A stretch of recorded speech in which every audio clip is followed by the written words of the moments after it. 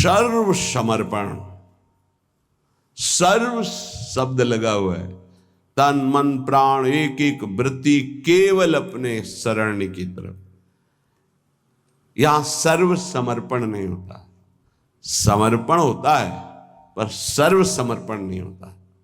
सर्व समर्पण कुछ हमारी पर्सनल वृत्तियां हैं, कुछ हमारी शर्तें हैं, कुछ हमारा है, तो सर्व समर्पण नहीं। सर्व समर्पण दशरथ जी महाराज के श्रीमुख के वचन, नाथ सकल संपदा तुम्हारी, मैं सेवक समेत सुत नारी, सर्वस्व आपका प्रभु। जहां कहीं शरणागति पुष्ट पाई गई तो सर्व समर्पण वाले की, वो चाहे राजा ही क्यों न हो, महाराज शिवाजी, वीर शिवाजी, समर्थ गुरु रामदास जी, सर्व समर्पण, पीपा जी सर्व समर्पण। कैसा शरणागति पुष्टता का ये लक्षण, सर्व समर्पण।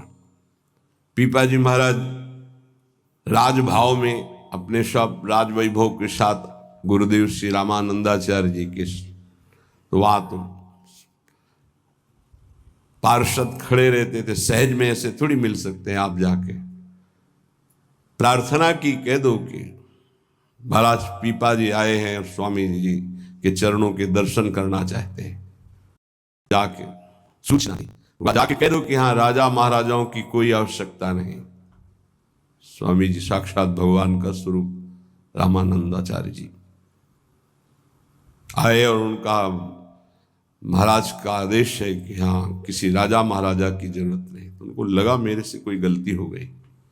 अच्छा, समस्त राज सैनिकों को, राज पोशाक को, सब, और एक साधारण को कहा कह दीजिए कि नीच पीपा दर्शन करना चाहता है श्री चरणों के। अधम पीपा स्वामी जी से कहा, स्वामी जी ने कहा कह दो यहां खड़े खड़े क्या करता है, वो समीप में कुआं है वहां गिर जाए। आए और कहा आदेश है स्वामी जी का, वो समीप में कुआं है वहां आप जाकर के गिर जाइए कुएं में, जो आज्ञा। स्वामी जी बिल्कुल नजदीक पहुंच रहे कुएं के, स्वामी जी बिल्कुल अब पहुंच गए हैं, अगला कदम रोक दो, रुक जाओ, वापस आ जाओ। स्वामी जी निकल के आए, दर्शन दिया, जाओ हम स्वयं आएंगे तुम्हारे नगर में, फिर तुम्हें मंत्र और विरक्तता सब प्रदान कर। महापुरुष बना दिया। पीपा जी का पावन चरित्र है, सर्व समर्पण, प्राण समर्पित है, कुएं में गिर जा, मतलब तन प्राण सर्व। पहले में राज धन वैभव,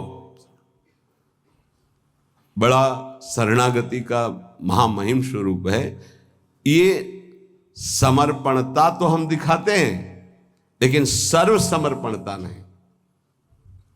कुछ अपना है, कुछ आपकी बात मान लेते हैं, इसीलिए वो खिचड़ी बनी रहती, शरणागति नहीं हो पाती। जब उपासक के हृदय में अपना अस्तित्व रहता है तो उसको भक्ति नौटंकी नाटक नजर आती है। अपनी वासना की पूर्ति, अपनी इच्छा की पूर्ति के लिए वो भगवान की उपासना को नाटक समझने लगता है। अगर अपनी वासना, अपनी इच्छा, इसका त्याग कर दिया जाए तो भक्ति का परिचय मिलता है।